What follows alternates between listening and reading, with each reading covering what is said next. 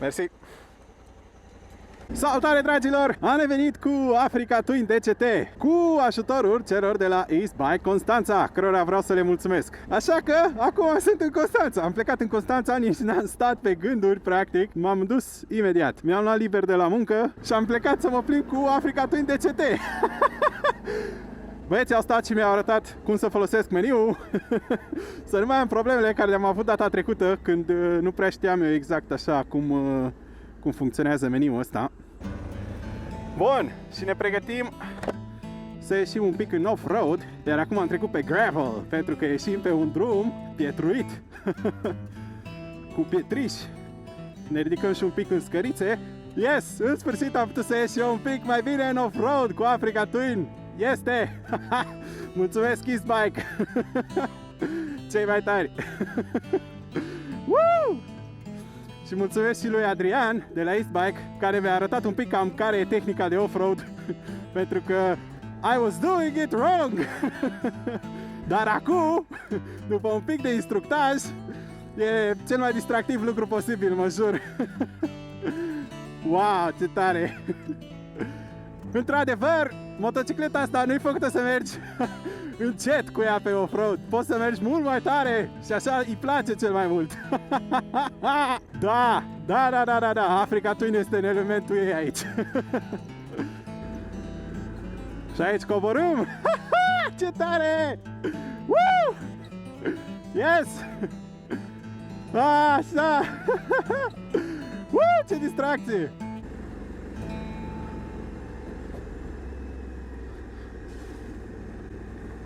Încep să-mi corectez poziția în funcție de ce mi-a zis Adrian. Și merge parcă din ce în ce mai bine treaba. Mersi mult. Dacă te uiți la filmare, mersi mult, omule. Foarte tare. Wow, fucking speechless. Sunt speechless în momentul ăsta.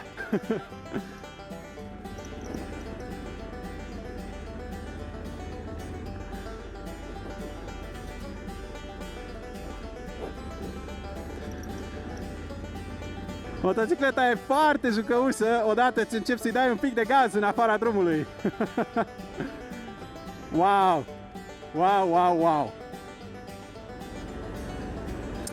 Dacă în testul trecut am ieșit pe autostradă, am ieșit până oraș și pe o bucată foarte mică de off-road, în testul de astăzi am vrut să ies foarte mult în off-road și să văd un pic cum se simte și nu am fost dezamăgit deloc.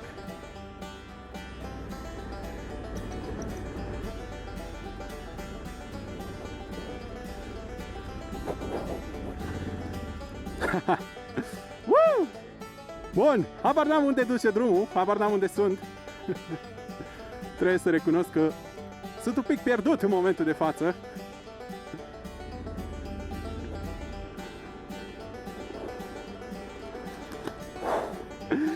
Woo! Hai, frate! Ce tare! Bun! Africa Twin pe off-road nu mă dezamăgește deloc, e wow! Cât de tare, frate! Ce fain! Am ajuns la autostradă, după cum puteți vedea acolo este autostrada. Excelent! Ce distracție, ce mișto! Bun, haideți acum să vă zic câteva chestii. Deci, la testul trecut eram în modul de tur, iar pe off-road, în modul de tur, nu se comportă foarte bine. O altă chestie, eram doar în drive și nu eram în Sport 2, da? Dacă dau așa, intră în Sport 2 și cumva atunci cutia se comportă mult mai natural și mult mai bine. Dar, dacă vrei să ieși pe off-road, pentru că asta a fost plângerea mea data trecută, că motocicleta nu se simțea foarte fain în off-road, atunci, ce trebuie să faci este să treci în modul de gravel sau de off-road și să te distrezi, frate, pentru că atunci se schimbă automat și comportamentul suspensiei devine mult mai moale. Uitați ce moale este acum. Și felul în care cutia de viteze schimbă, felul în care motorul răspunde la accelerație se schimbă și atunci, automat, totul este foarte diferit față de modul de touring și de asfalt. Și motocicleta se comportă mult mai fain în off-road. Iar chestia asta a fost și ceea ce a pornit discuția care m-a adus astăzi aici. Și anume, în clipul precedent, Vlad Dincă de la East Bike Constanța mi-a propus să vin la ei să iau motocicleta la un test. Eu o să-mi facă un training și să le spun părerea după aceea. Iar acum am rămas fără cuvinte, frate. După un crash course așa de off-road dat de Adrian, mi-a povestit foarte repede înainte care e poziția corectă și unde greșeam față de cum mergeam eu înainte, pentru că aveam o poziție un pic defectuoasă, un pic mai mult defectuoasă și mi-a explicat exact cum e poziția și cum ar trebui să mă folosesc de corpul meu pentru a ajuta motocicleta. Iar apoi Vlad mi-a povestit exact cum să folosesc motocicleta la capacitatea ei maximă. Iar acum pot să zic că experiența este wow, este cu totul altă experiență, fraților. Ok, am zăbovit destul și eu vreau să mă mai plimb pentru că îmi place motocicleta foarte mult. Căutam ambreiajul. Da, și vreau să mă mai plimb, să mai profit de ea, așa că o trecem în Sport 2, bineînțeles, modul de off-road și îi dăm tare, fraților, îi dăm gaz. Bun, ne ridicăm înapoi în scărițe. Nici nu știu ce viteză am, nici nu-mi pasă, pentru că totul se simte super bine.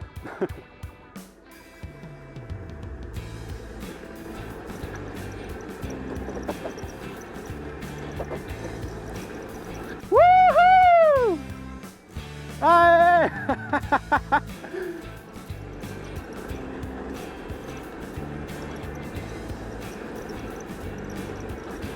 When in doubt, use full throttle!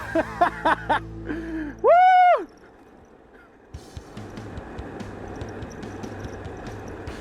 Da, deci clar îmi lipsa foarte multă tehnică data trecută când am făcut acest test cu această motocicletă.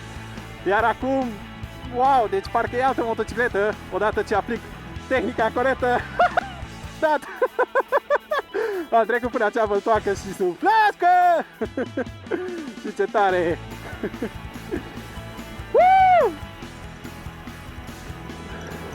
Superb!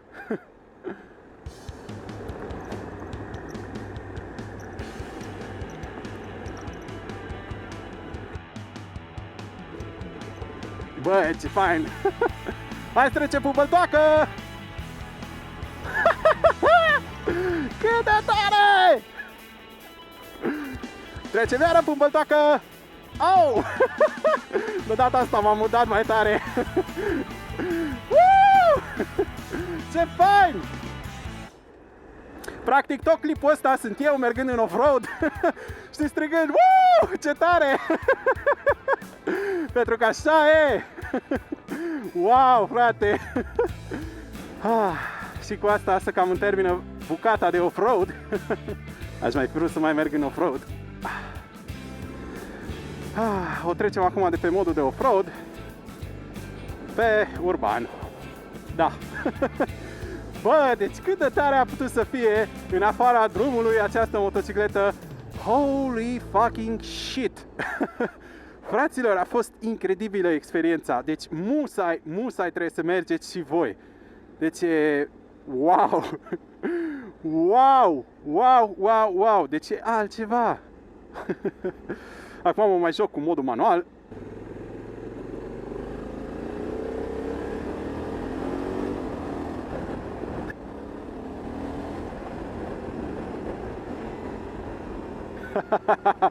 Și ce-mi place modul ăsta manual în care poți să retrogradezi cum vrei tu.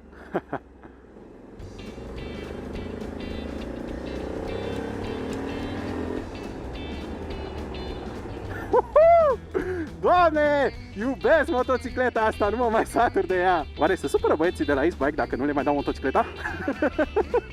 Băieți, o păstrez eu. Cred că mă costă doar 16.000 de euro și mi-o dați.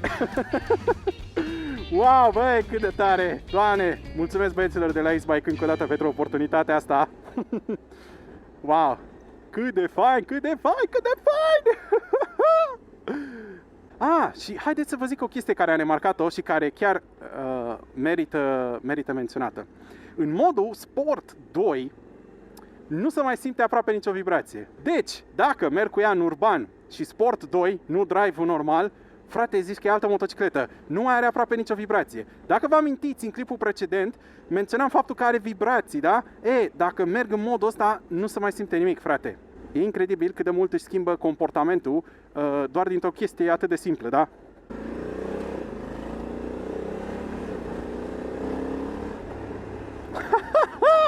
Doamne!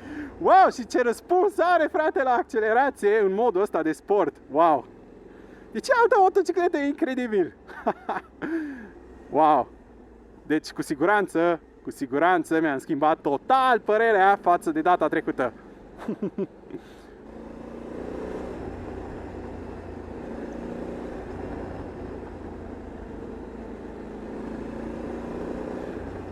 Bun, și cam astea fiind spuse, mergem înapoi la Ace Bike să le dăm motocicleta.